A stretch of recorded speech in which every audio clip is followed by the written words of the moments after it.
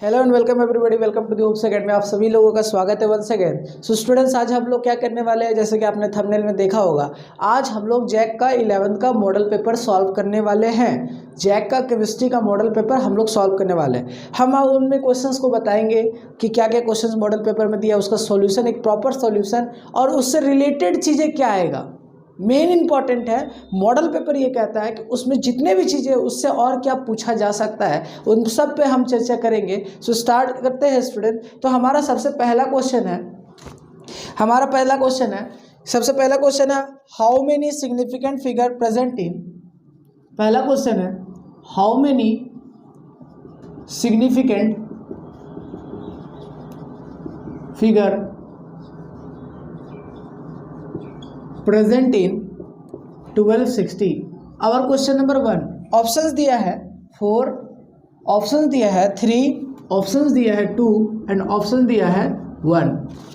Option दिया 1।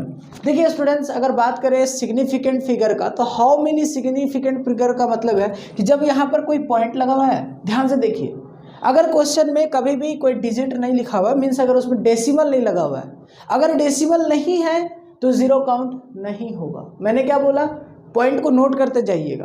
क्या बोला मैंने, डेसिमल नहीं है तो जीरो काउंट नहीं होगा। इसका मतलब क्या है, इसका मतलब ये साफ है कि हम जीरो को काउंट नहीं करेंगे। तो हमारे पास बचा 1 2 6, यानी डिजिट कितना हो गया सर, 1 2 3, तो ऑप्शन नंबर 2 हो जाएगा। क्लियर है। नेक्स्ट क्वेश्चन बोलता है, आवर नेक्स्ट क्वेश्चन इज, क्या बोला, द एम्पेरिकल फॉर्मूला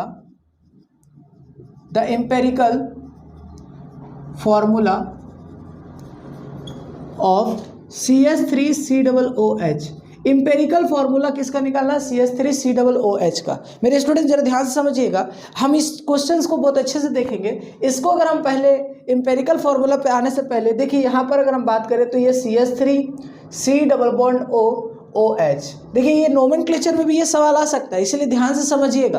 क्या बोल रहा है कि हमारे पास अगर पूछता कि चलिए बताइए इसका IUPAC नेम क्या होगा, अगर मेरे से पूछ देता कि इसका IUPAC नेम बताइए तो क्या लिखते हैं, तो सर सबसे पहले तो इसमें कोई फंक्शनल ग्रुप है। यस, बिल्कुल एक फंक्शनल ग्रुप है। कौन सा फंक्शनल ग्रुप है, ये COOH वाला फंक्शनल ग्रुप, जिसको क्या बोलते हैं, जिसको बोलते हैं कार्बोक्सिलिक एसिड। क्या बोलते हैं, कार्बोक्सिलिक एसिड। सो स्टूडेंट्स, हमारे पास जब हम इसको सेलेक्ट करेंगे तो यहाँ से निकल कर आता है, इसको हम लोग बोलते हैं, इसको हम लोग बोलेंगे, अगर नोमेनक्लेचर करेंगे तो 1 और 2 देंगे तो क्या नाम हो जाएगा, इथेनोइक एसिड। ठीक है। और इसी का अगर हम कॉमन नेम लिखना चाहे तो कॉमन नेम इसका क्या होता है, इसका जो कॉमन नेम होगा वो हो जाएगा एसिटिक एसिड। और ये एसिटिक एसिड कहाँ पाया जाता है, तो एसिटिक एसिड जो है वो विनेगर में पाया जाता है, बट हम उस पर चर्चा नहीं कर रहे हैं। हमारे यहाँ पर दिया एम्पेरिकल फॉर्मूला। देखिए व्हाट इज एम्पेरिकल फॉर्मूला, सबसे पहला जो पॉइंट निकल कर आता है वो है एम्पेरिकल फॉर्मूला होता क्या है। एम्पेरिकल फॉर्मूला का मतलब होता है किसी भी फॉर्म का सिंपलेस्ट फॉर्म, किसी भी फॉर्मूला का सिंपलेस्ट फॉर्म। तो इसको समझने के लिए सबसे पहले हम इस फॉर्मूला को देखेंगे।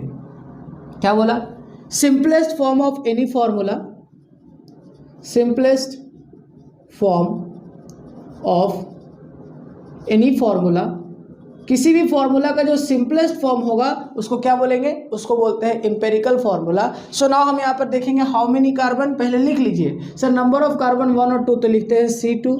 हाउ मेनी हाइड्रोजन सर 3 और 1, यानी कितना हाइड्रोजन हो गया सर 4। ऑक्सीजन कितना है 2, तो लिख दिए। इसमें कोई ऐसा नंबर है जो कि कॉमन हो, तीनों में मिलना चाहिए। तो सर यस सर 2 हमें कॉमन दिख रहा है, तो हम यहाँ से 2 हटा देंगे तो हमारे पास क्या बचेगा, C। हाइड्रोजन में से 2 हटा देंगे तो क्या बचेगा 2, और ऑक्सीजन में से 2 हटा देंगे तो क्या बचेगा O। तो इसका मतलब है कि हम इसको क्या बोलेंगे, जो simplest form of any formula इसको क्या बोलेंगे, एम्पेरिकल फार्मूला। तो क्या एम्पेरिकल फार्मूला निकल कर आ गया, CH2O, that is called empirical formula. क्या है, सिंपलेस्ट फॉर्म। जैसे मैं एक सवाल यहाँ लिख देता हूँ, जरा आप बताइए, होमवर्क रहेगा, C6H12O6 का एम्पेरिकल फार्मूला क्या होगा। ठीक है, ये मेरे को आप कमेंट सेक्शन में छोड़ कर जाइएगा कि C6H12O6 यानी ग्लूकोज इसको बोलते हैं और इसका एम्पिरिकल फॉर्मूला क्या होगा, नीचे कमेंट सेक्शन में छोड़कर जाइएगा। सो स्टूडेंट्स वीडियो को पॉज करके यहाँ तक नोट कर लीजिए, मैं आगे। सो स्टूडेंट्स हमारे पास अगला क्वेश्चन है, if you have 300 ml of 1.5 molar NaCl। देखिए ये क्या हो गया, 300 ml को हम बोलेंगे वॉल्यूम, ये मोलर लिखा है, इसका मतलब क्या हो गया, मोलैरिटी। इसके आगे बोलता है how many ml of 4.5 molar NaCl can you make. मतलब कहने का मतलब है कि अगर हमारे पास 300 ml है जिसमें से 1.5 मोलर NaCl है, तो उससे हम कितना 4.5 मोलर का NaCl बनाएंगे, तो यहाँ पर कितना ml होगा। तो देखिए ऐसे में कभी कोई एक का दिया जाए दूसरे का निकालने बोला जाए, मेरी बात ध्यान से समझिएगा, ऐसे क्वेश्चन में जिसमें एक का दिया जाए दूसरे का निकालने बोला जाए तो हम क्या करेंगे, डाइल्यूशन प्रोसेस लगाएंगे। क्या लगाएंगे, डाइल्यूशन प्रोसेस लगाएंगे। कहता है कि देखिए कभी भी एक का मोलैरिटी देगा, मतलब हमने molarity of 1 into molarity of 1 volume of 1 is equals to molarity of 2 into volume of 2। ये फॉर्मूला याद रखिएगा, ये फॉर्मूला से आपका सवाल आता है। एक का मोलैरिटी दिया जाएगा, दूसरे का वॉल्यूम दिया जाएगा, बट ये फॉर्मूला आया कैसे, वो ये है कि हम मोल कभी चेंज नहीं होता है। तो यहाँ से molarity of 1 volume of 1 is equals to molarity of 2 volume of 2। Formula में जब हम पुट करेंगे तो मोलैरिटी ऑफ 1 1.5 है और वॉल्यूम ऑफ 1 क्या है, 300 ml है, इज इक्वल्स टू क्या हो जाएगा, is equals to molarity of 2 हमें फाइंड दिया हुआ है 4.5 और हमें वॉल्यूम ऑफ 2 फाइंड करना है। सो नाउ हम यहाँ से क्या करेंगे, यहाँ से मैथ्स लगाएंगे। कहता है कि V2 इज इक्वल्स टू, ये मल्टीप्लाई में तो इधर जाकर डिवाइड हो जाएगा, that is 1.5 into 300 divided by 4.5। और नाउ हम यहाँ से कैलकुलेट करेंगे तो ये कट जाएगा और ये यहाँ पर कट करके ये कितना आ जाएगा, 100 ml आ जाएगा और ऑप्शन नंबर 1 हो जाएगा। क्लियर है, आई होप आपका आंसर मैच किया होगा। विच of the following will have the largest number of atom. देखिए नंबर ऑफ एटम निकालने का क्या फॉर्मूला है, नंबर ऑफ एटम निकालने का फॉर्मूला देखिएगा, नंबर ऑफ एटम्स निकालने का फॉर्मूला क्या होता है। कभी भी नंबर ऑफ एटम निकालने के लिए बोला जाएगा तो मोल्स इनटू अवोगाड्रो नंबर, क्या करेंगे, मोल्स इनटू अवोगाड्रो नंबर। जब भी कभी नंबर ऑफ एटम निकालने के लिए बोला जाएगा तो मोल्स इनटू अवोगाड्रो नंबर। तो यहाँ पूछा जा सकता है व्हाट इज अवोगाड्रो नंबर। तो अवोगाड्रो नंबर का जो वैल्यू है, यानी आपका एमसीक्यू में पूछा था, वो क्या होता है 6.02 to 10 to the power 23। Okay, अब देखिए मैं इसको भी निकालूंगा तो इसका भी moles atom, number of atom निकालेंगे तो क्या करेंगे, मोल्स इनटू Na, सब में मोल्स इंटू एन करेंगे, मोल्स इंटू एन करेंगे, मोल्स इंटू एन करेंगे। तो जब भी कंपैरिजन का सवाल आता है तो moles into N, moles into N, moles into N, moles into N करेंगे। तो इसका मतलब यह है कि सबसे पहले हम सबको मोल्स निकालेंगे। अब देखिए इस मोल्स इसका निकालेंगे तो इसका मोल कितना आ जाएगा सर, गोल्ड का जो मास होता है वो कितना होता है सर, 197 कितना होता है 197। तो मोल निकालेंगे तो मोल्स का फॉर्मूला क्या होगा, मोल्स इज इक्वल टू होता है given mass that is 1 gram upon में 197 इंटू क्या कर देंगे Na। ठीक है, ये आ गया हमारा क्या, number of atom of gold. यहाँ क्या आ जाएगा, यहाँ पर अगर हम करेंगे तो गिवन मास 1 है, मॉलिक्यूलर मास सोडियम का 23 होता है, इंटू कर देंगे Na। ठीक है, इसमें क्या हो जाएगा, लिथियम वाले में 1 ग्राम गिवन मास है, मॉलिक्यूलर मास कितना हो जाएगा सर, लिथियम का होता है 7 और इसको कर देंगे Na से मल्टीप्लाई। ठीक है, इसके बाद क्लोरीन वाले में देखेंगे तो क्लोरीन वाले में नंबर ऑफ एटम निकालने के लिए बोला जा रहा है। तो क्लोरीन वाले में गिवन मास कितना है 1 ग्राम, मॉलिक्यूलर मास यहाँ पर Cl2 का रखेंगे। ठीक है, मॉलिक्यूलर मास किसका रखेंगे, Cl2 का रखेंगे। ओके, मॉलिक्यूलर मास किसका रखेंगे, Cl2 का। तो यहाँ क्या आ जाएगा 71 इंटू क्या हो जाएगा Na।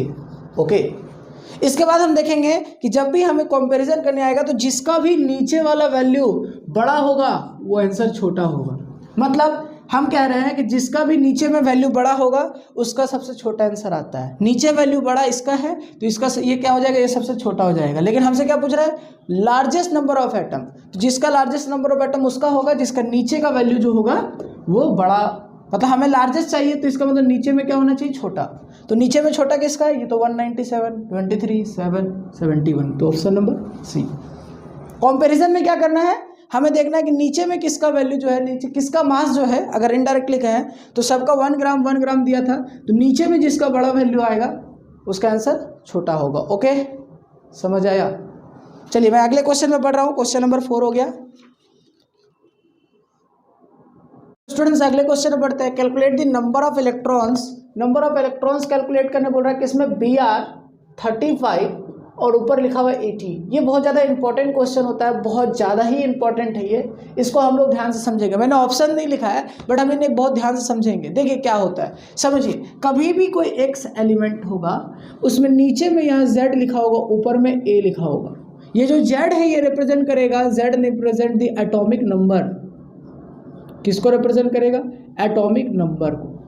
और ये जो a है ये रिप्रेजेंट करेगा मास नंबर को। मेरी बात ध्यान से नोट कर लीजिएगा, मास नंबर को। और मास नंबर जो होता है वो हमेशा इक्वल होता है number of proton plus number of neutron. ठीक है, number of proton plus number of neutron. और ये जो एटॉमिक नंबर है ये हमेशा किसके इक्वल होगा? नंबर ऑफ प्रोटॉन के इक्वल होगा। सो नाउ हम यहाँ पर देखते हैं Br और 80 लिखा हुआ है, तो इसका मतलब ये है कि नीचे लिखा हुआ नंबर क्या होगा? Atomic number. और ये किसके बराबर होगा? तो ये हो गया नंबर ऑफ प्रोटॉन के बराबर। किसके बराबर हो गया? Number of proton. यानी नंबर ऑफ प्रोटॉन हमें ऑप्शन में मिलता है 35, जो कि 3 ऑप्शंस में दिया था। इसके बाद ऊपर जो लिखा है वो क्या है? Mass number. और मास नंबर किसके बराबर होगा? प्रोटॉन प्लस न्यूट्रॉन के बराबर। यानी अगर हम प्रोटॉन यानी P प्लस N इजिकल्स तो हमारे पास 80 है, और हम जान रहे हैं कि प्रोटॉन का वैल्यू 35 जब हम पुट करते हैं तो N बराबर कितना आ जाएगा? N बराबर आ जाएगा 80 minus 35, that is equals to आ जाएगा 45। N बराबर कितना आ जाएगा? 45 आ जाएगा। यानी न्यूट्रॉन का वैल्यू कितना आ गया? 45, जो कि ऑप्शन नंबर हमें 3 में मिल रहा है। अब हमारे पास है कि ये एटम पर कोई चार्ज है। देखिएगा, इस एटम पर कोई चार्ज है। कोई चार्ज का मतलब क्या है? जैसे Na पे प्लस होता है, Cl पे माइनस होता है, इस पे कोई चार्ज नहीं है। इसका मतलब ये न्यूट्रल एटम है। और न्यूट्रल एटम में क्या याद रखिएगा, जब भी एटम न्यूट्रल हो, मेरी बात ध्यान से सुनिए, एटम जब भी न्यूट्रल होगा उस समय नंबर ऑफ प्रोटॉन जो होगा वो इक्वल होगा नंबर ऑफ इलेक्ट्रॉन का। Number of proton is equals to number of electron. कब? जब एटम हमारा न्यूट्रल होगा। जब जब एटम न्यूट्रल होगा प्रोटॉन और इलेक्ट्रॉन की संख्या बराबर होगा। इसका मतलब है कि हमारे पास प्रोटॉन 35 था तो इलेक्ट्रॉन भी 35 होगा। और 35 तो यानी हमें क्या बोल रहा है? इलेक्ट्रॉन कितना हो गया? 35, प्रोटॉन कितना हो गया? 35, एंड न्यूट्रॉन कितना हो गया? 45, जो कि ऑप्शन नंबर हमें बी में मिल रहा है। तो इसका आंसर बी होगा। ठीक है। What will be the wavelength of A ball? What will be the wavelength of A ball? एक बॉल का वेवलेंथ क्या होगा? जब मास हमारे पास 0.1 kg है, यानी मास हमारे पास गिवन है 0.1 kg। उसके बाद हमारे पास क्या दिया? Moving with the velocity, velocity भी दिया है 10 मीटर पर सेकेंड। और हमें मास और वेलोसिटी दिया होगा तो हम वेवलेंथ का फॉर्मूला जानते हैं कि लैम्डा इज इक्वल्स टू क्या होता है? h/mv। क्या होता है? h/mv। यहाँ पर h क्या रिप्रेजेंट करता है? h रिप्रेजेंट करता है प्लैंक्स कांस्टेंट को। किसको? प्लैंक्स कांस्टेंट को। और यहाँ पर m किसको रिप्रेजेंट करता है? मास को। एंड v किसको रिप्रेजेंट करता है? वेलोसिटी को।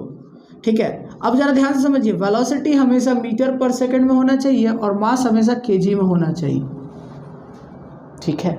तो नाउ अगर हम पुट करेंगे तो जरा देखिएगा, यहाँ पर जब हम पुट करते हैं तो lambda is equals to Planck's constant का वैल्यू कितना होता है? 6.626 into 10 to the power minus 34। कितना होता है? 6.626 into 10 to the power minus 34, 10 to the power minus 34 kg metre square per second. ठीक है, kg metre square per second. Okay, समझ आया? सो नाउ अगर हम पुट करेंगे तो यहाँ पर आ जाएगा 6.626 into 10 to the power minus 34 divided by क्या करेंगे? डिवाइडेड बाय मास को रखेंगे, दैट इज 0.1 इंटू क्या करेंगे? सेकंड वेलोसिटी को रखेंगे, दैट इज 10 मीटर पर सेकंड। और जब हम मल्टीप्लाई करते हैं तो पॉइंट हटाएंगे, नीचे 10 आएगा, 10 से 10 कट जाएगा, तो लैम्डा इज इक्वल्स टू क्या आ जाएगा? 6.626 into 10 to the power minus 34। और ये वेव लेंथ है तो आंसर मीटर में आएगा। हालांकि जब हम इसको पुट करेंगे यूनिट कट जाएगा, एक बार ध्यान से रखिएगा। तो प्लैंक्स कांस्टेंट का वैल्यू माइंड में हमेशा याद रखना है। ओके, चलिए अगला क्वेश्चन पे हम चलते हैं। अगला क्वेश्चन बोल रहा है the series of lines in the hydrogen spectrum. Hydrogen spectrum, इससे सवाल आने की प्रोबेबिलिटी बहुत ज़्यादा हाई है। ठीक है, इससे सवाल आने की प्रोबेबिलिटी बहुत ज़्यादा हाई है। क्या बोलता है कि visible region which appears in the visible region. तो देखिए सबसे पहले हम हाइड्रोजन स्पेक्ट्रम को समझ लेते हैं, क्योंकि जो ऑप्शंस दिया है और जो मतलब यही नहीं आ सकता, क्वेश्चन सेम नहीं आएगा लेकिन क्वेश्चन अलग हो सकता है। तो समझिए, जब हम एक हाइड्रोजन स्पेक्ट्रम को बनाएंगे तो सबसे पहले जो सीरीज आता है उसका नाम होता है लाइमन सीरीज, उसके बाद आता है बाल्मर, फिर आता है पास्चन,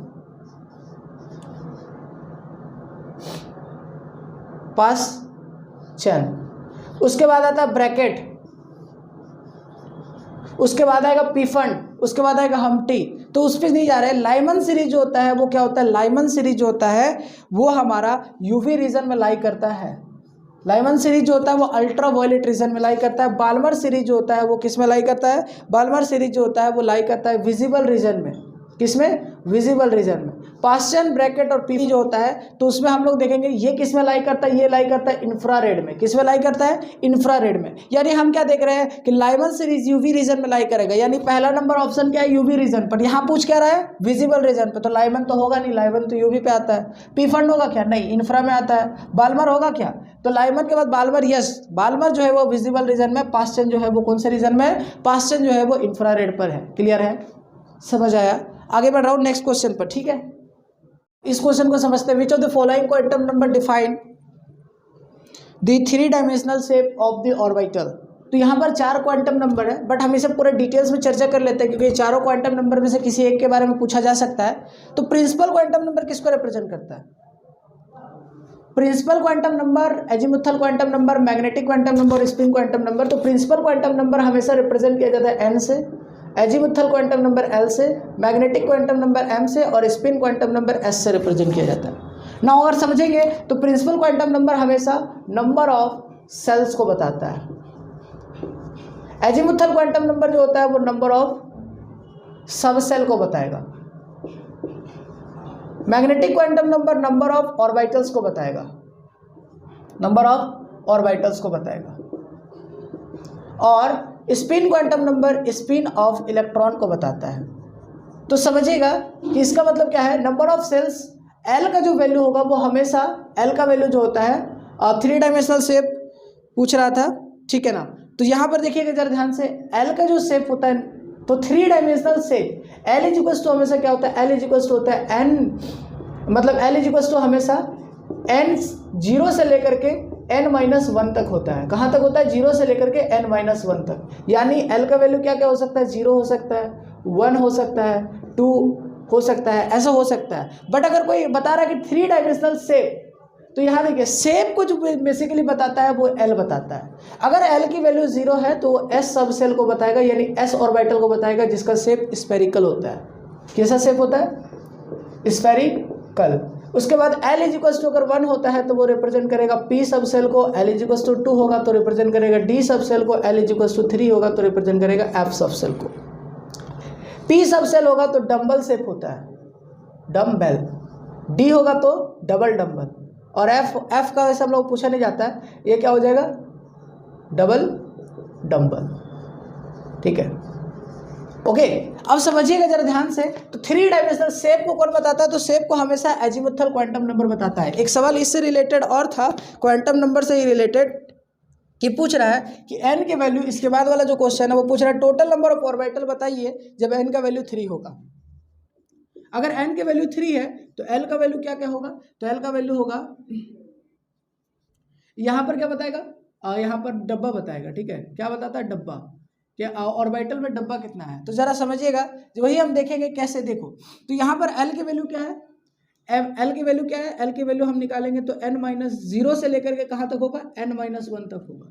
तो 3 है तो 3 मतलब 0 हो सकता है, 1 हो सकता है, 2 हो सकता है। क्या क्या हो सकता है, 0 हो सकता है, 1 हो सकता है, 2 हो सकता है। तो अगर 0 होगा तो S सब सेल होगा, 1 होगा तो P सब सेल होगा, और 2 होगा तो D सब सेल होगा। S सब सेल में एक डब्बा होता है, P सब सेल में कितना डब्बा होता है, 3 होता है, और D में कितना डब्बा होता है, D में डब्बा होता है 5। तो यानी यहाँ 5, यहाँ 3 और यहाँ 1, तो यानी कितना डब्बा हो गया, टोटल हो गया 9। तो n की वैल्यू जब 3 होगा तो डब्बा होगा 9।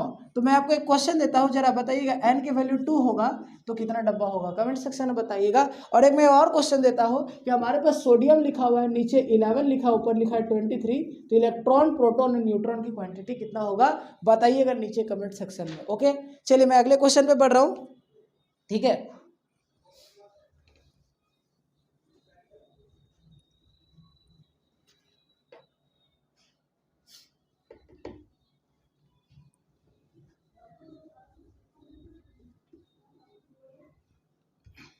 चलिए अगला जो देख रहे बोल रहा है कि बोल क्या रहा है कि देखिए विच of the following species, which of the following species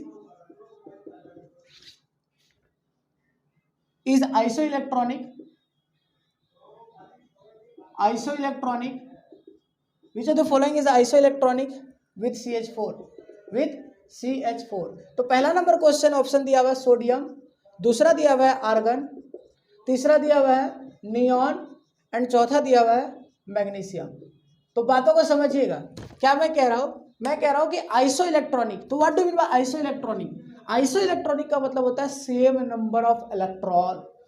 क्या बोला आइसो इलेक्ट्रॉनिक का मतलब, सेम नंबर ऑफ इलेक्ट्रॉन। क्या होगा, इलेक्ट्रॉन जो होगा, नंबर ऑफ इलेक्ट्रॉन जो होगा वो क्या होगा, नंबर ऑफ इलेक्ट्रॉन जो होगा वो सेम होगा। सो नाउ सबसे पहले CH4 में नंबर ऑफ इलेक्ट्रॉन कैसे निकालेंगे देखिएगा।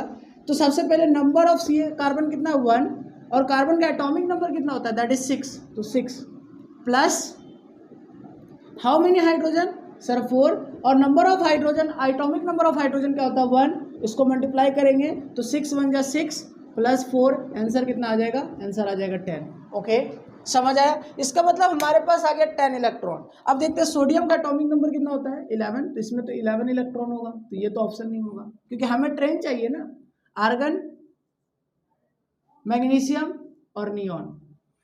तो मैग्नीशियम का एटॉमिक नंबर 12 होता है, तो ये भी नहीं हो पाएगा। नियॉन का एटॉमिक नंबर 10 होता है, तो ये हो जाएगा क्योंकि इसके पास 10 इलेक्ट्रॉन होगा। जितना एटॉमिक नंबर उतना इलेक्ट्रॉन, क्यों, क्योंकि सब न्यूट्रल एटम है। अगर न्यूट्रल नहीं होता, जैसे फॉर एग्जांपल हमारे पास लिख दिया Na+, इसमें पूछता नंबर ऑफ इलेक्ट्रॉन बताइए, तो कितना बताएंगे। तो देखिए सबसे पहले सोडियम का एटॉमिक नंबर 11, इसके बाद प्लस चार्ज है तो यहाँ सब्ट्रैक्ट कर देंगे तो नंबर ऑफ इलेक्ट्रॉन कितना था 10। लेकिन अगर वही बात करें कि सारे एटम पे कोई चार्ज नहीं था, तो जो एटॉमिक नंबर होगा सबका वही होगा नंबर ऑफ इलेक्ट्रॉन। बहुत अच्छी चीजों को मैं समझा रहा हूँ एक एक करके। अगला जो क्वेश्चन है वो बोल रहा है कि हमारे पास फ्लोरीन है, ऑक्सीजन है, नियॉन है और क्लोरीन है, ये 4 एटम दिया हुआ है। इन चारों में से किसका नेगेटिव इलेक्ट्रॉन गेन इंथैल्पी सबसे ज़्यादा होगा। तो negative gain, electron gain enthalpy में देखिएगा, समझिएगा, इलेक्ट्रॉन गेन इंथैल्पी जो होता है लेफ्ट टू राइट, जब पीरियोडिक टेबल में जाएंगे, जब हम left to right periodic table में जाते हैं तो इलेक्ट्रॉन गेन इंथैल्पी जो होता है वो इंक्रीज करता है। क्या इंक्रीज करता है, electron gain enthalpy, electron gain enthalpy increase करेगा। वहीं अगर टॉप टू बॉटम जाएंगे, टॉप टू बॉटम जाएंगे तो क्या होता है, डिक्रीज करता है। तो इसका मतलब पहले एलिमेंट्स को अरेंज करते हैं तो क्या आ जाएगा, नाइट्रोजन, ऑक्सीजन, फ्लोरीन, उसके नीचे क्या आ जाएगा, क्लोरीन। बट यहाँ पर जो है अगर हम ऐसे जाते हैं तो फ्लोरीन सबसे ज़्यादा, और फिर फ्लोरीन क्लोरीन में देखेंगे तो क्लोरीन एक्सेप्शन है, इसलिए क्लोरीन को ज़्यादा होगा। ठीक है, क्लोरीन इज एक्सेप्शन, तो उसका नेगेटिव इलेक्ट्रॉन गेन इंथैल्पी सबसे ज़्यादा होगा। ठीक है, ओके, यहाँ तक नोट कर लीजिए। वीडियो को पॉज करके मैं आगे बढ़ रहा हूँ।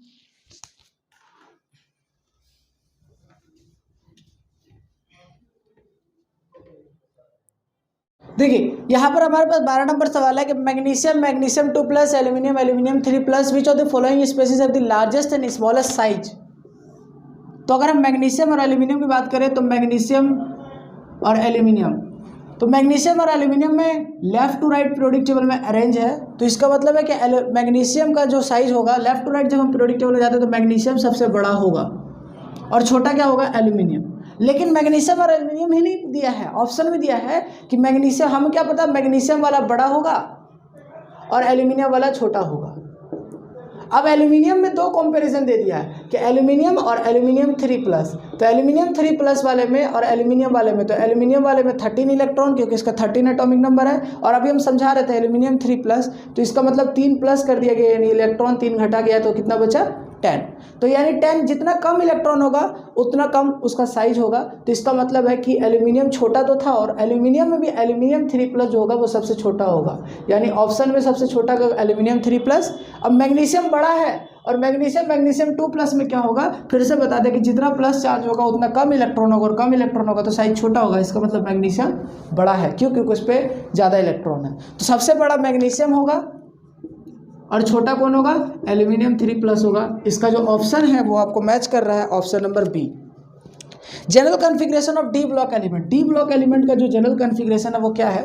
जनरल कॉन्फ़िगरेशन जो होता है, देखिए अगर SnS2 है तो S ब्लॉक का कॉन्फ़िगरेशन होगा, F तक आ रहा है तो F ब्लॉक का होगा, S यहाँ क्या लिखा है N-1D S, तो यहाँ पर क्या है, ये वाला ऑप्शन होगा, क्यों, क्योंकि इसमें D आ रहा है, इसमें सिर्फ P तक आ रहा है तो ये नहीं होगा, D वाला कॉन्फ़िगरेशन वाला होगा। ठीक है, इसके बाद बोलता है अगला में, अगला जो क्वेश्चन है वो क्या बोल रहा है, अगला क्वेश्चन नंबर 14 बोल रहा है कि 14 में BeCl2 का डाइपोल मोमेंट बताइए। तो सबसे पहले इसका स्ट्रक्चर बनाएंगे, तो B यहाँ पर बनाएंगे, Cl इस साइड होगा और इस साइड Cl होगा। अब यहाँ पर देखिएगा गौर से, डाइपोल मोमेंट कैसे पता करते हैं, बेरिलियम और क्लोरीन में एटॉमिक नंबर क्लोरीन का ज़्यादा है तो इसके तरफ डाइपोल मोमेंट होगा और इसके तरफ डाइपोल मोमेंट होगा, दोनों अपोजिट डायरेक्शन में है तो इसलिए एंगल 180 डिग्री है। तो जब 180 डिग्री अपोजिट डायरेक्शन में है, देखिए फिर से बेरिलियम और क्लोरीन में क्लोरीन का एटॉमिक नंबर ज़्यादा तो इलेक्ट्रॉन को अपने तरफ खींचा, ये भी अपने तरफ खींचा, तो इसका मतलब दोनों अपोजिट डायरेक्शन में है तो डाइपोल मोमेंट क्या होगा, 0। ठीक है, फिर आता है अगला जो क्वेश्चन पूछ रहा है वो पूछ रहा है कि O2 का बताइए, O2 का बॉन्ड ऑर्डर। बॉन्ड ऑर्डर का सवाल आपके एग्जाम में आएगा ही आएगा, जरा ध्यान से समझ लीजिए। O2 का क्या पूछ रहा है, बॉन्ड ऑर्डर। तो क्या बोल रहा है, अगला जो क्वेश्चन है वो पूछ रहा है 15 नंबर कि बॉन्ड ऑर्डर बताइए। बॉन्ड ऑर्डर किसका बताने बोल रहा है, बॉन्ड ऑर्डर बोल रहा है बताने के लिए O2 का। तो किसी का भी बॉन्ड ऑर्डर बोलेगा तो सबसे पहले हमें नंबर ऑफ इलेक्ट्रॉन कैलकुलेट करना है। तो नंबर ऑफ इलेक्ट्रॉन कितना हो जाएगा, एक ऑक्सीजन पे 8 इलेक्ट्रॉन, तो 2 ऑक्सीजन पे कितना हो जाएगा, 16 इलेक्ट्रॉन। अब बॉन्ड ऑर्डर निकालने का तरीका जो है, तो बॉन्ड ऑर्डर बोल रहा है O2 का निकाले तो नंबर ऑफ इलेक्ट्रॉन कितना हो गया, 16। तो रूल के अकॉर्डिंग अगर हमारे पास 14 से कम होता है तो हम कोई और रूल लगाते हैं, और 14 से ज़्यादा होता है तो कोई और रूल लगाते हैं। मतलब कहने का क्या मतलब है कि यहाँ पर इलेक्ट्रॉन 16 है तो हम यहाँ पर लिखेंगे sigma 1s, sigma star 1s, sigma 2s, sigma star 2s, sigma 3s, sigma star 2s। उसके बाद क्या हो जाएगा, उसके बाद हो जाएगा, अब यहाँ देखो यहाँ पर क्या होता है कि 16 इलेक्ट्रॉन है तो 16 इलेक्ट्रॉन में पहले क्या लिखेंगे, पहले लिखेंगे सिग्मा 2pz। ठीक है, सिग्मा 2pz। उसके बाद क्या लिखेंगे, उसके बाद लिखेंगे पाई 2px बराबर पाई 2py,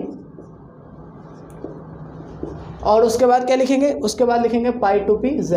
अगर हम बात करें तो ये दो पोजीशन है, ये वाला जो पोजीशन है, देखिए ये वाला जो पोजीशन है, ये पोजीशन ये इधर रहता है और ये इधर रहता है। कब, जब इलेक्ट्रॉन हमारा 14 या 14 से कम होता है तो पाई 2px में पहले इलेक्ट्रॉन ज़्यादा जाएगा फिर उसके बाद जाएगा। ठीक है, आगे भी होता है बट हम नहीं लिख रहे हैं। तो समझिए हमारे पास 16 है तो 2 यहाँ भर दिए, 2 यहाँ भर दिए, 2 यहाँ भर दिए, 2 यहाँ भर दिए, 2 यहाँ भर दिए, यहाँ पर 2 भर दिए, कितना हो गया, 2 4 6 8 10 12 14, और यहाँ 2 भर दिए।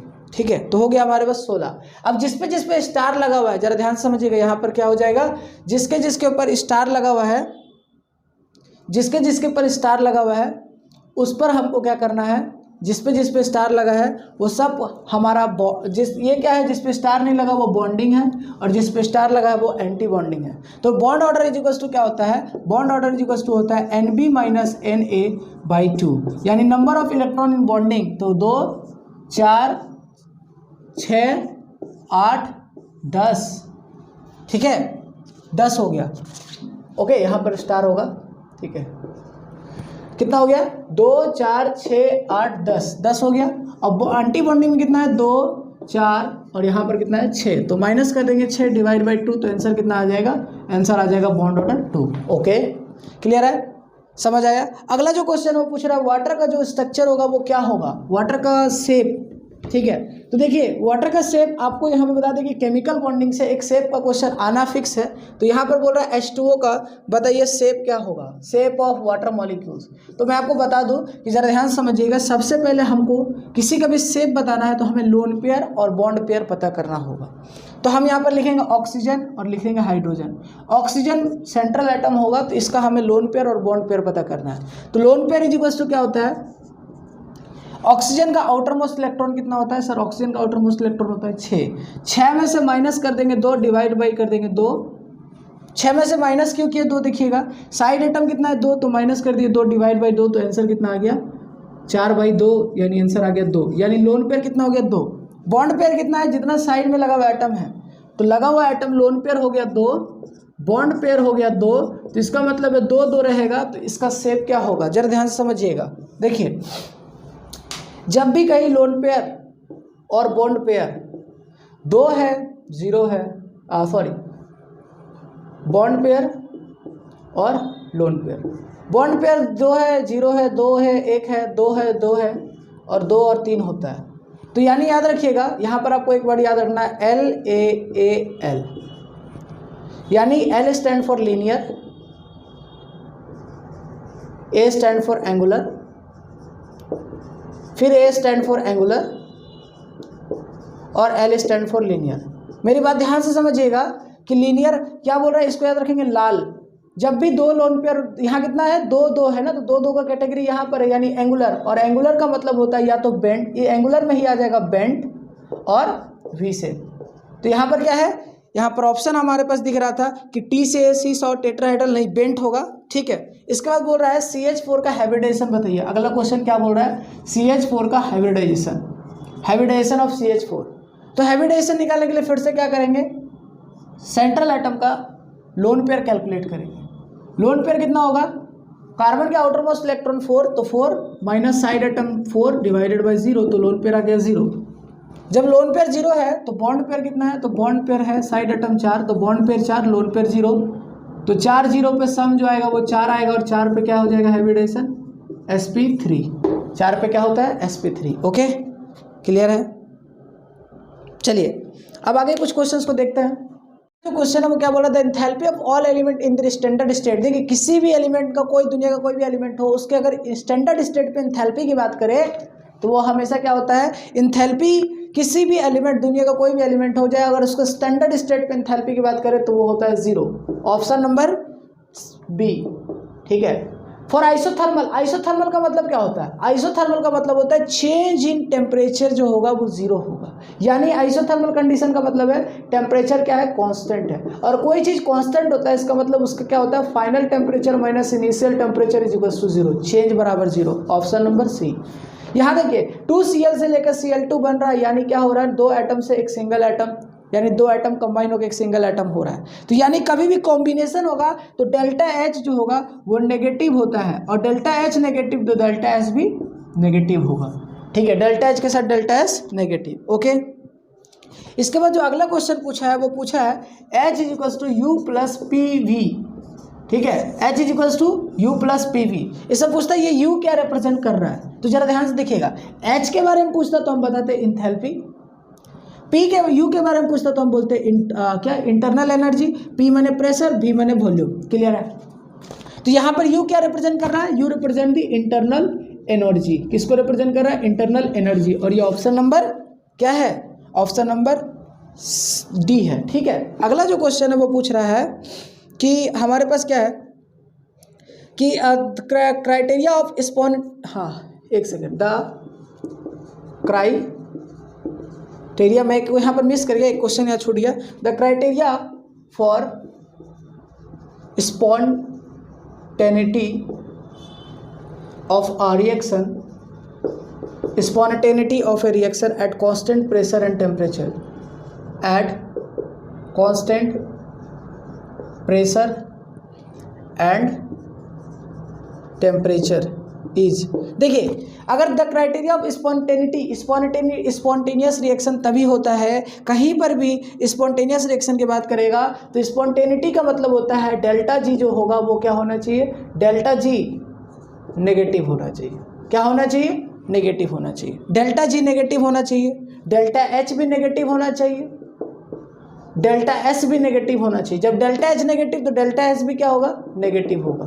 तो इसका मतलब है कि वो स्पॉन्टेनिटी का रिएक्शन जिसमें कि डेल्टा एच नेगेटिव हो, डेल्टा एच नेगेटिव हो, डेल्टा एस नेगेटिव हो, वो रिएक्शन क्या कहलाता है? स्पॉन्टेनियस। तो यहाँ पर अगर हम गौर से देखेंगे तो यहाँ पर हमें देखने में मिल रहा है कि कौन सा ऑप्शन है। तो ऑप्शन नंबर 1 दिया था कि डेल्टा एच जो होगा वो 0 से ज़्यादा होगा। दूसरा दिया है कि डेल्टा एस जो होगा वो 0 से कम होगा।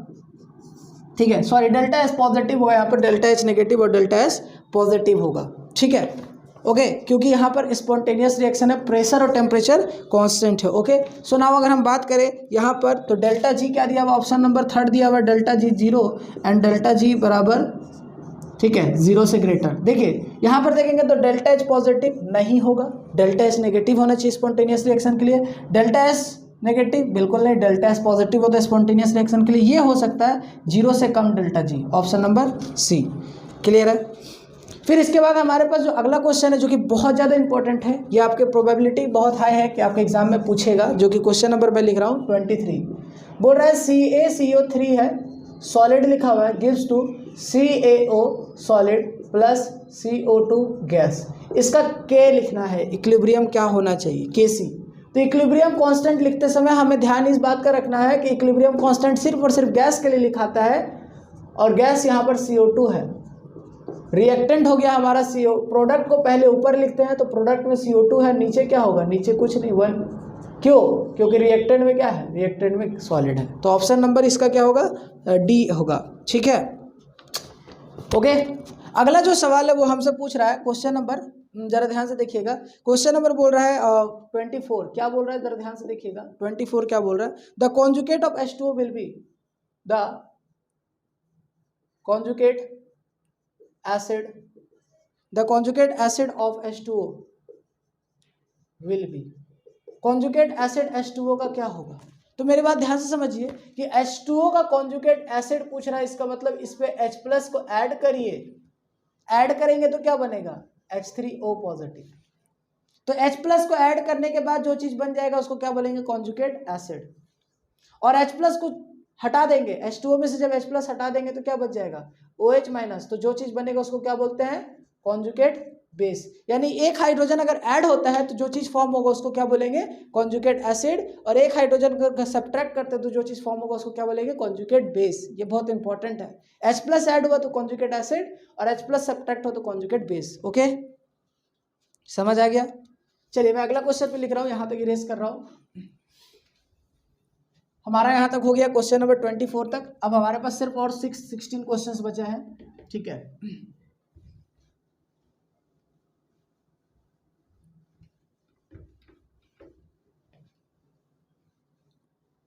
हमारे पास सिर्फ और सिर्फ 16 क्वेश्चन और बचे हैं। उसमें से हमारा क्वेश्चन नंबर अगला है, बोल रहा है 25 नंबर क्वेश्चन बोल रहा है कि the assuming complete dissociation, complete dissociation, यानी कंप्लीट डिसोसिएशन हो रहा है, calculate pH of the 0.0001 molar HCl solution. ठीक है, ये क्वेश्चन नंबर 25 है, क्वेश्चन नंबर 25 है ये हमारा। ठीक है, इसके बाद हमारा क्वेश्चन नंबर 26 क्या बोल रहा है? क्वेश्चन नंबर 26 बोल रहा है कि 2H2 plus CO gives to CH3OH. Describe the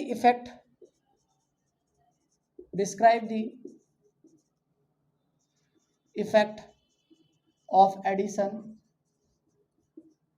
of H2 on the equilibrium of the reaction, on the equilibrium of the reaction।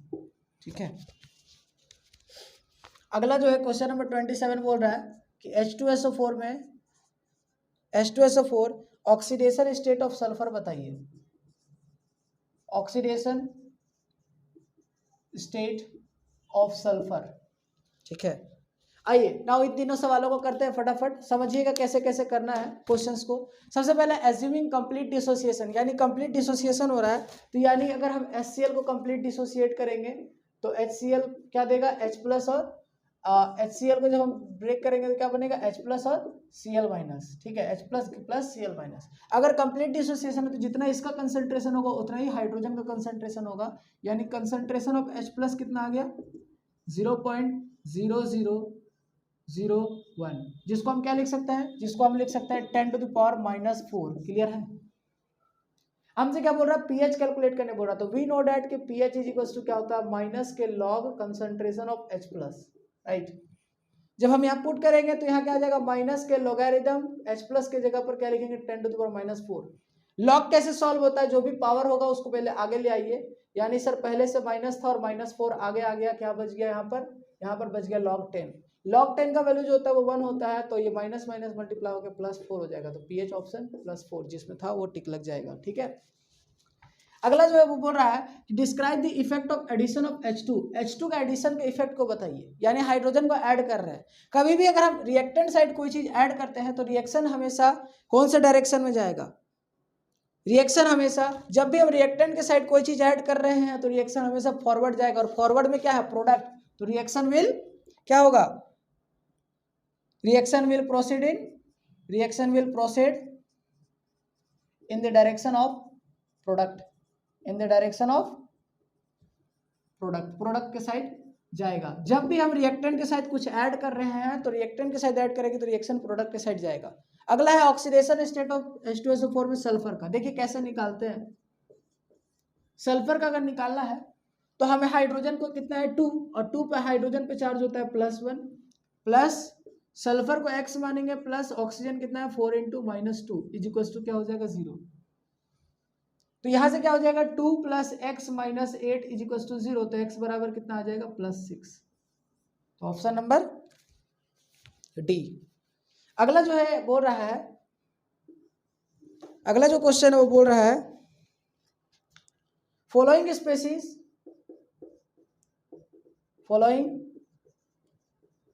Species does not show disproportion tendency, does not show disproportion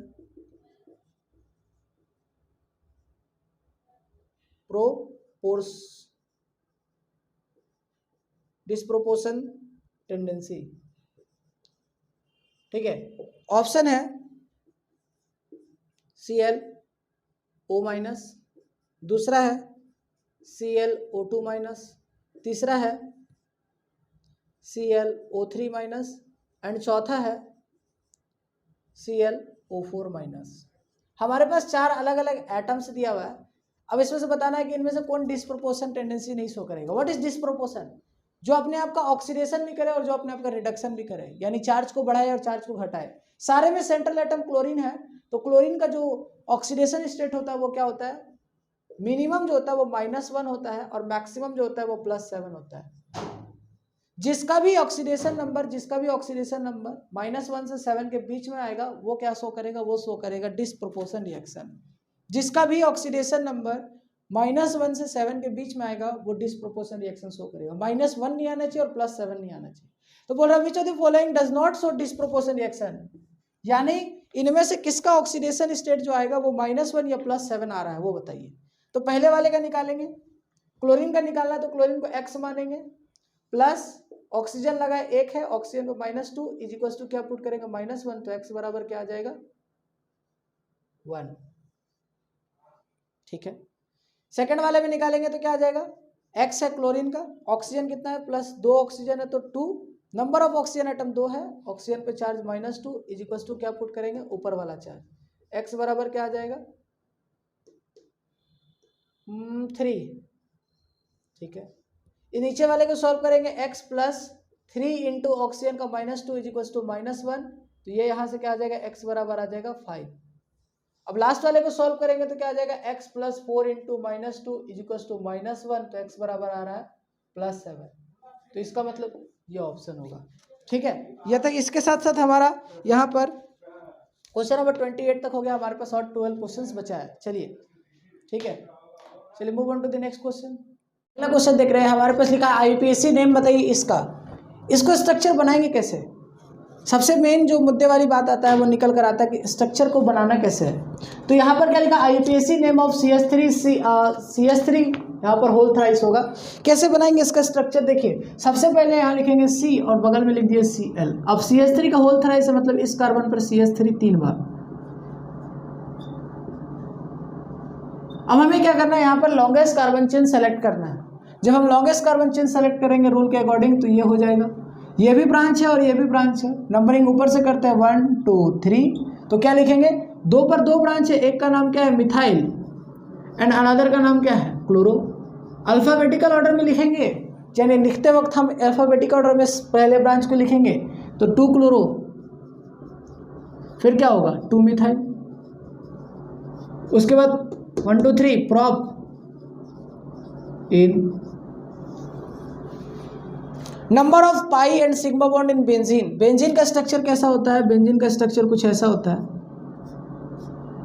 यहाँ क्या लगा होता है, यहाँ पर hydrogen लगा होता है, यहाँ पर भी हाइड्रोजन, यहाँ पर भी हाइड्रोजन, यहाँ पर भी हाइड्रोजन, यहाँ पर भी हाइड्रोजन और यहाँ पर भी हाइड्रोजन। यानी नंबर ऑफ, अगर पाई की बात करें तो पाई 1 2 3, बाकी जितना बचा हुआ सब सिग्मा है। तो देखिए हम सिग्मा काउंटिंग करते हैं 1 2 3 4 5 6 7 8 9 10 11 12, कितना है 12 सिग्मा हो गया। और पाई कितना हो गया, पाई हो गया हमारा 3 पाई। ठीक है, काउंटिंग के समय हाइड्रोजन का भी पाई सिग्मा काउंट होगा, इसलिए अच्छे से देखिएगा। अब हाइब्रिडाइजेशन ऑफ सी, इसमें इसका बताना है हाइब्रिडाइजेशन ऑफ कार्बन। तो CH2O का स्ट्रक्चर जब बनाएंगे तो क्या होगा, C डबल बॉन्ड O, इधर H और इधर H। सिंगल बॉन्ड है तो सिग्मा होगा, सिग्मा सिग्मा, यहाँ एक बॉन्ड पाई होगा, एक पाई होगा। कार्बन का हाइब्रिडेशन निकाला तो इसके चारों तरफ कितना सिग्मा है, 1 2 3, 3 सिग्मा है। तो 3 सिग्मा में हाइब्रिडेशन होता है sp2। देखिए sp2 3 सिग्मा होता है sp2। सम हमेशा क्या आना चाहिए, सिग्मा और लोन पेयर का सम अगर 2 आता है तो हाइब्रिडेशन होगा sp, सम अगर 3 आता है तो हाइब्रिडेशन होगा sp2, सम अगर 4 आता है तो हाइब्रिडेशन होगा sp3। ठीक है, which of the following is not act, will not act as a nucleophile. Nucleophile का मतलब क्या होता है, electron rich species, electron rich species, जिसके पास या तो लोन पेयर हो, जिसके पास या तो लोन पेयर हो, जिसके पास या तो लोन पेयर हो या तो उसके पास नेगेटिव चार्ज हो। इस नाइट्रोजन के पास लोन पेयर है तो इसका मतलब ये निक्लोफाइल की तरह एक्ट करेगा, ये भी निक्लोफाइल की तरह एक्ट करेगा और ये भी निक्लोफाइल की तरह एक्ट करेगा, तो ये नहीं करेगा। तो विच ऑफ द फॉलोइंग, यानी ऑप्शन नंबर बी होगा। इसी के साथ हमारा 32 नंबर तक क्वेश्चन हो गया है। अब आगे बढ़ रहे हैं।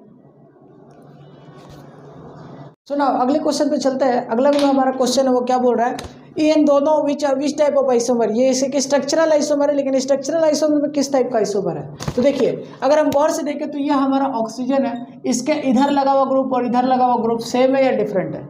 सो अगर हम ऑक्सीजन के दोनों साइड लगा हुआ जो ग्रुप है वो हम देख रहे हैं, और यहाँ पर भी हम देख रहे हैं कि ऑक्सीजन है और इस साइड में लगा हुआ ग्रुप और इस साइड में लगा हुआ ग्रुप, दोनों में ऑक्सीजन के इस साइड में इथाइल लगा हुआ है, इथाइल लगा हुआ है, यहाँ मिथाइल और ये लगा हुआ है। तो इसका मतलब है कि ऑक्सीजन अपना फिक्स है, लेकिन दोनों साइड में जो ब्रांचेस है वो चेंज हो रहा है। तो ये किस टाइप का आइसोमर होगा, इसको बोलते हैं मेटामेरिज्म। मेटामेरिज्म क्या होता है, मेटामेरिज्म बोलता है कि मान लीजिए हम खड़े हैं, मेरे साइड में 2 ब्रांच लगा हुआ, मेरे एक और स्ट्रक्चर बनता है, एक साइड 3 और एक साइड 1 होगा। तो यानी यहाँ देखो, यहाँ पर देखो 2 कार्बन और 2 कार्बन, इस कंपाउंड में टोटल नंबर ऑफ कार्बन 4 है और इसमें भी 4 है, लेकिन एक साइड 1 लगा हुआ, एक साइड 3 लगा हुआ, इसमें क्या है 2 लगा हुआ है। तो किस टाइप का आइसोमर है, मेटामेरिज्म।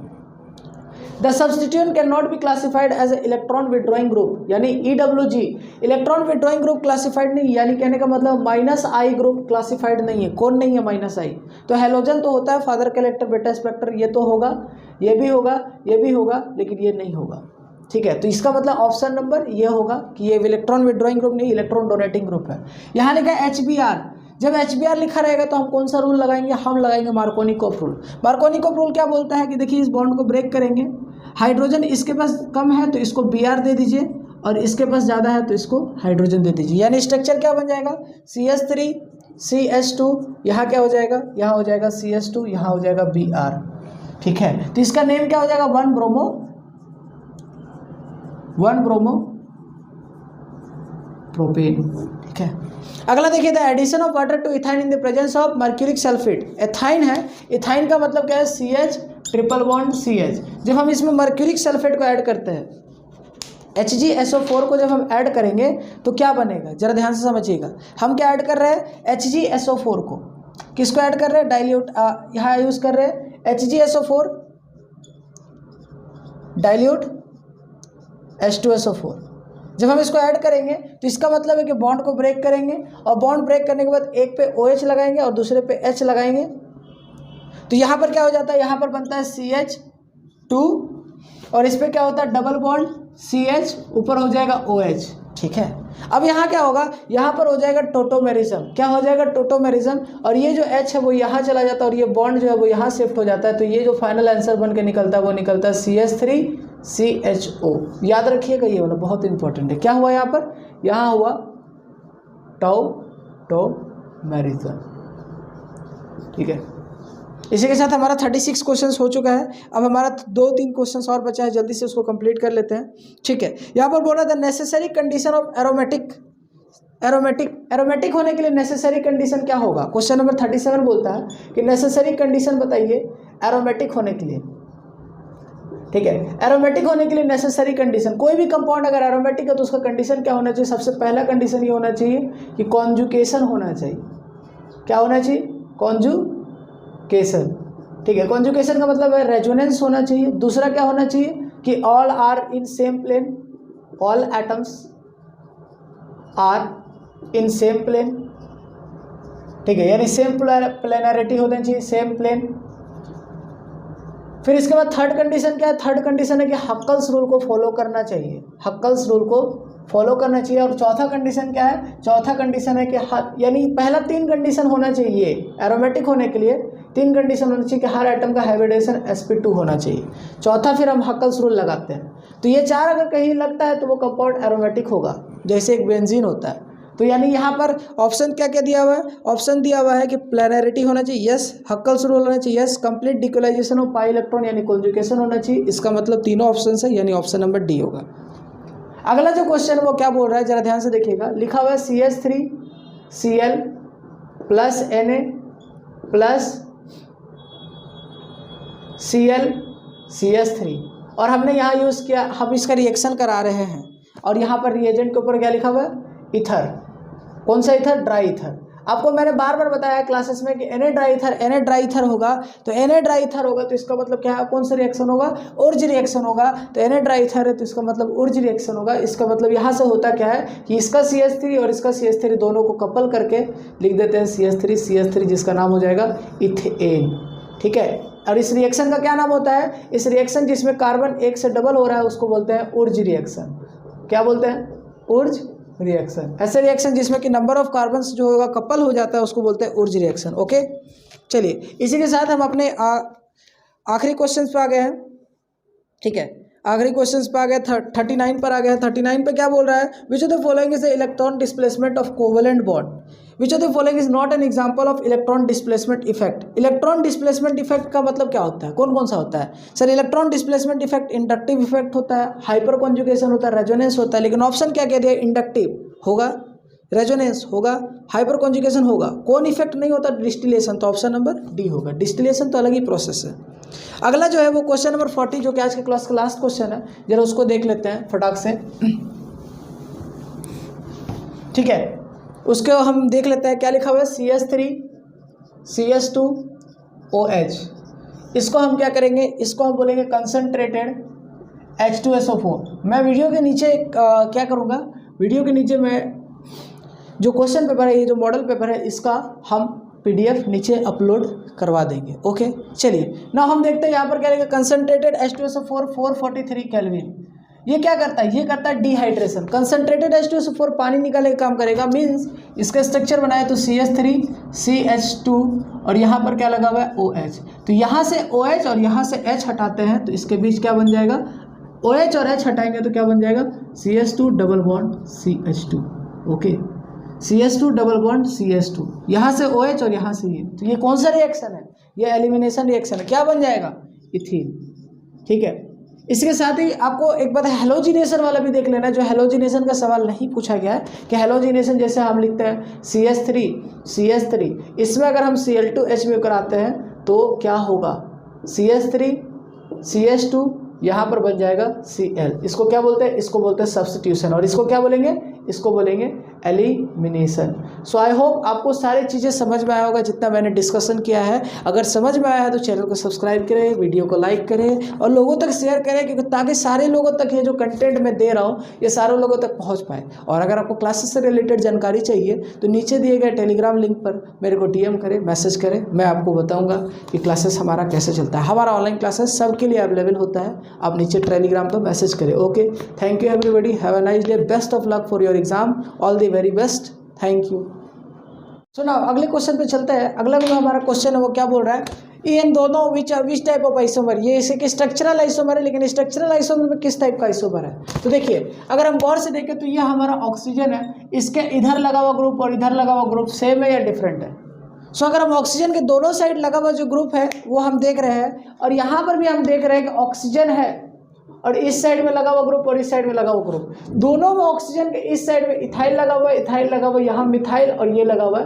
तो इसका मतलब है कि ऑक्सीजन अपना फिक्स है, लेकिन दोनों साइड में जो ब्रांचेस है वो चेंज हो रहा है। तो ये किस टाइप का आइसोमर होगा, इसको बोलते हैं मेटामेरिज्म। मेटामेरिज्म क्या होता है, मेटामेरिज्म बोलता है कि मान लीजिए हम खड़े हैं, मेरे साइड में दो ब्रांच लगा हुआ, मेरे एक और स्ट्रक्चर बनता है, एक साइड 3 और एक साइड 1 होगा। तो यानी यहाँ देखो, यहाँ पर देखो 2 कार्बन और 2 कार्बन, इस कंपाउंड में टोटल नंबर ऑफ कार्बन 4 है और इसमें भी 4 है, लेकिन एक साइड 1 लगा हुआ, एक साइड 3 लगा हुआ, इसमें क्या है 2 लगा हुआ है। तो किस टाइप का आइसोमर है, metamerism. The substituent can not be classified as electron withdrawing group, यानी EWG electron withdrawing group classified नहीं, यानी कहने का मतलब -I ग्रुप क्लासिफाइड नहीं है। कौन नहीं है, -I। तो हेलोजन तो होता है, फादर कैरेक्टर बेटा स्पेक्टर, ये तो होगा, ये भी होगा, ये भी होगा, लेकिन ये नहीं होगा। ठीक है, तो इसका मतलब ऑप्शन नंबर ये होगा कि ये इलेक्ट्रॉन विड्रॉइंग ग्रुप नहीं, इलेक्ट्रॉन डोनेटिंग ग्रुप है। यहाँ लिखा है HBr, जब HBr लिखा रहेगा तो हम कौन सा रूल लगाएंगे, हम लगाएंगे मार्कोनिकोफ रूल। मार्कोनिकोफ रूल क्या बोलता है कि देखिए इस बॉन्ड को ब्रेक करेंगे, हाइड्रोजन इसके पास कम है तो इसको Br दे दीजिए, और इसके पास ज़्यादा है तो इसको हाइड्रोजन दे दीजिए, यानी स्ट्रक्चर क्या बन जाएगा, CH3 CH2, यहाँ क्या हो जाएगा, यहाँ हो जाएगा CH2, यहाँ हो जाएगा Br। ठीक है, तो इसका नेम क्या हो जाएगा, 1 ब्रोमो प्रोपेन। ठीक है, अगला देखिए, the addition of water to ethyne in the presence of mercuric sulphate. Ethyne है, इथाइन का मतलब क्या है, CH ट्रिपल बॉन्ड CH। जब हम इसमें मर्क्यूरिक सल्फेट को ऐड करते हैं, HgSO4 को जब हम ऐड करेंगे तो क्या बनेगा, जरा ध्यान से समझिएगा। हम क्या ऐड कर रहे हैं, HgSO4 को, किसको ऐड कर रहे हैं, डाइल्यूट, यहाँ यूज कर रहे हैं HgSO4 डाइल्यूट H2SO4। जब हम इसको ऐड करेंगे तो इसका मतलब है कि बॉन्ड को ब्रेक करेंगे, और बॉन्ड ब्रेक करने के बाद एक पे OH लगाएंगे और दूसरे पे H लगाएंगे, तो यहाँ पर क्या हो जाता है, यहाँ पर बनता है CH2, और इस पर क्या होता है, डबल बॉन्ड CH, ऊपर हो जाएगा OH। ठीक है, अब यहाँ क्या होगा, यहाँ पर हो जाएगा टोटोमेरिज्म। क्या हो जाएगा, टोटोमेरिज्म, और ये जो H है वो यहाँ चला जाता है और ये बॉन्ड जो है वो यहाँ शिफ्ट हो जाता है। तो ये जो फाइनल आंसर बन के निकलता है वो निकलता है CH3 CHO। याद रखिएगा, ये वाला बहुत इंपॉर्टेंट है। क्या हुआ यहाँ पर, यहाँ हुआ टोटोमेरिज्म। ठीक है, इसी के साथ हमारा 36 क्वेश्चंस हो चुका है। अब हमारा 2-3 क्वेश्चंस और बचा है, जल्दी से उसको कंप्लीट कर लेते हैं। ठीक है, यहाँ पर बोल रहा था नेसेसरी कंडीशन ऑफ एरोमेटिक होने के लिए नेसेसरी कंडीशन क्या होगा। क्वेश्चन नंबर 37 बोलता है कि नेसेसरी कंडीशन बताइए एरोमेटिक होने के लिए। ठीक है, एरोमेटिक होने के लिए नेसेसरी कंडीशन, कोई भी कंपाउंड अगर एरोमेटिक है तो उसका कंडीशन क्या होना चाहिए, सबसे पहला कंडीशन ये होना चाहिए कि कॉन्जुकेशन होना चाहिए। क्या होना चाहिए, कॉन्जुकेशन। ठीक है, कॉन्जुकेशन का मतलब है रेजोनेंस होना चाहिए। दूसरा क्या होना चाहिए कि all are in same plane, all atoms are in same plane. ठीक है, यानी सेम प्लेनैरिटी होना चाहिए, सेम प्लेन।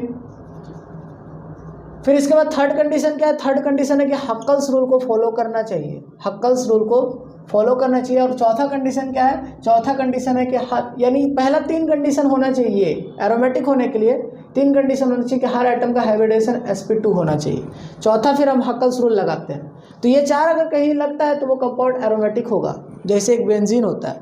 तो यानी यहाँ पर ऑप्शन क्या क्या दिया हुआ है, ऑप्शन दिया हुआ है कि प्लेनरिटी होना चाहिए, यस, हक्कल्स रूल होना चाहिए, yes, complete delocalisation of pi electron यानी कॉन्जुगेशन होना चाहिए। इसका मतलब तीनों ऑप्शन है, यानी ऑप्शन नंबर डी होगा। अगला जो क्वेश्चन है वो क्या बोल रहा है, जरा ध्यान से देखिएगा। लिखा हुआ है CH3Cl plus Na plus Cl CH3, और हमने यहाँ यूज़ किया, हम इसका रिएक्शन करा रहे हैं, और यहाँ पर रिएजेंट के ऊपर क्या लिखा हुआ है, ईथर। कौन सा ईथर, ड्राई ईथर।